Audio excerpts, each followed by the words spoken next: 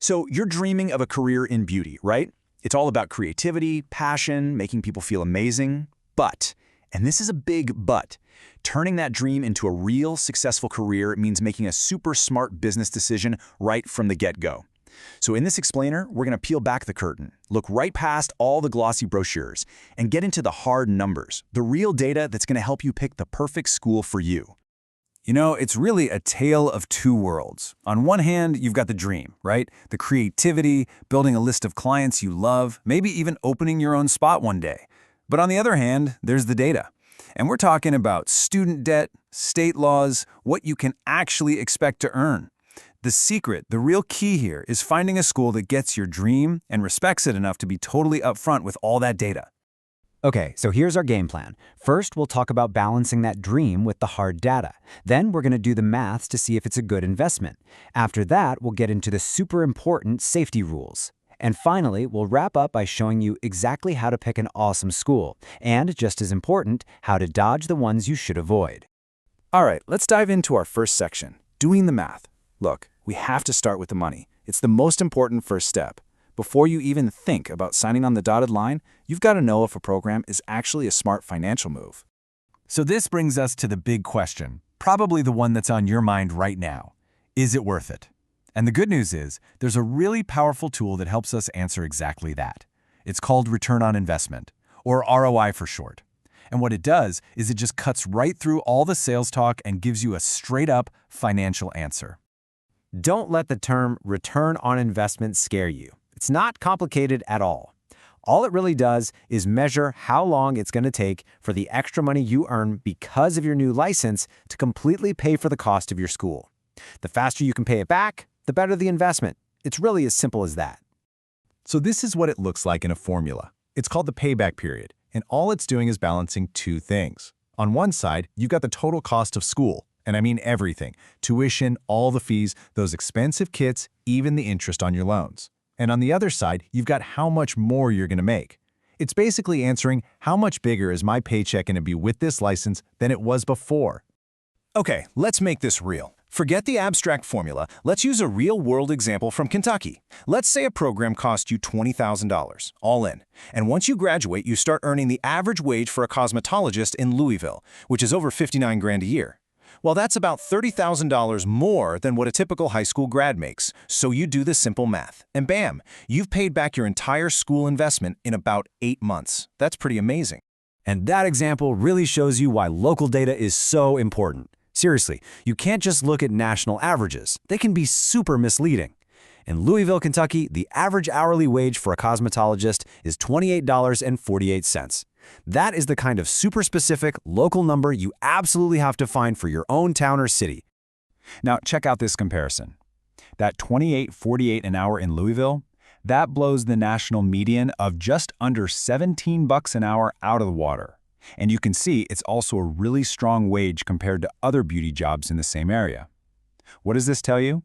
It tells you that Louisville has a really healthy, strong market for this kind of work. That's a great sign if you're thinking about building a career there. Okay, so high earning potential is fantastic, but it's only one side of the coin. We also have to talk about student debt. That brings up a really important question. How much debt is too much debt?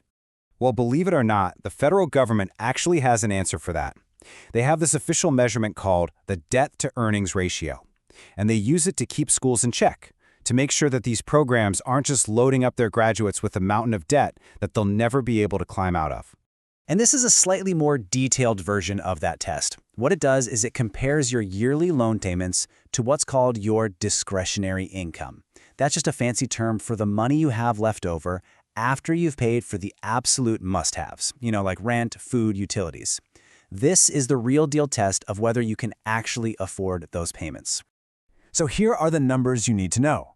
The government flags a program as high debt if the loan payments eat up more than 8% of your total paycheck or more than 20% of that discretionary leftover money we just talked about.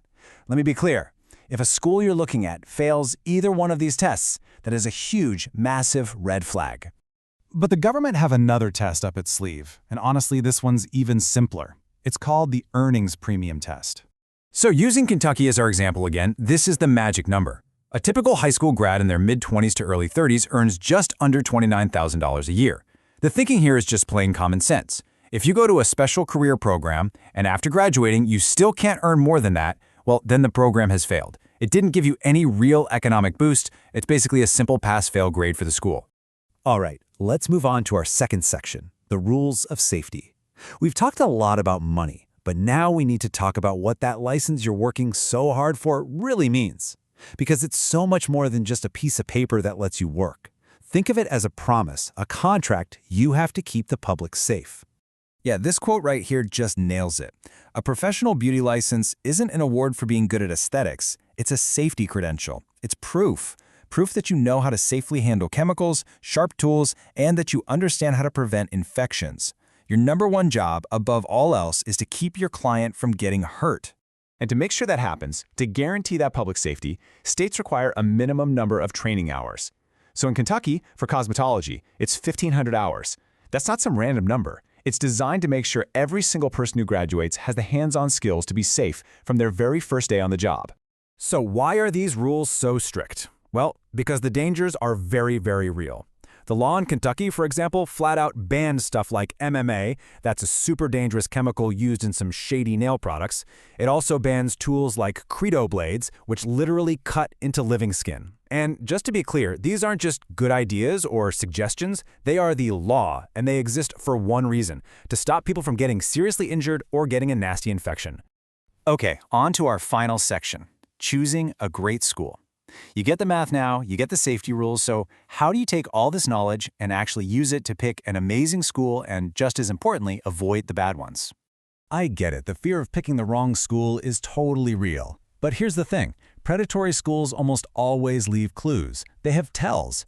So let's get you armed with the specific red flags to look for, so you can see them coming from a mile away. All right, here they are. These are the red flags to watch out for. Number 1. The tuition costs more than you could possibly make in your first year of work. That math just doesn't add up.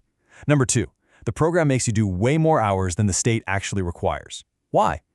Also, you got to be really careful with schools that are cagey about their graduation or license pass rates, or ones that use those really aggressive, high-pressure sales tactics to get you to sign up today. And a really sneaky one, watch out for hidden overage fees or shadow debt if you take a little longer to finish. But on the flip side, what does a great school look like? Well, they're the total opposite. They are transparent, they'll show you their data, they'll show you the actual state regulations, they hammer home the idea that your license is a safety credential, they often use modern, auditable ways to track your hours, like biometrics, they offer payment plans that are clear and easy to understand, maybe even interest-free, and this is so important, they actually teach you the state laws that you're going to have to live by for your whole career. So, when you boil it all down, it really comes to this one final question you have to ask yourself. Is this school actually preparing me for a successful career? Or are they just trying to sell me a seat in a classroom? A great school, a really great school, is going to invest in your future. They'll give you the data, the safety training, the legal know-how. A bad school? They just want your tuition check. But the good news is, now you have the tools to tell the difference.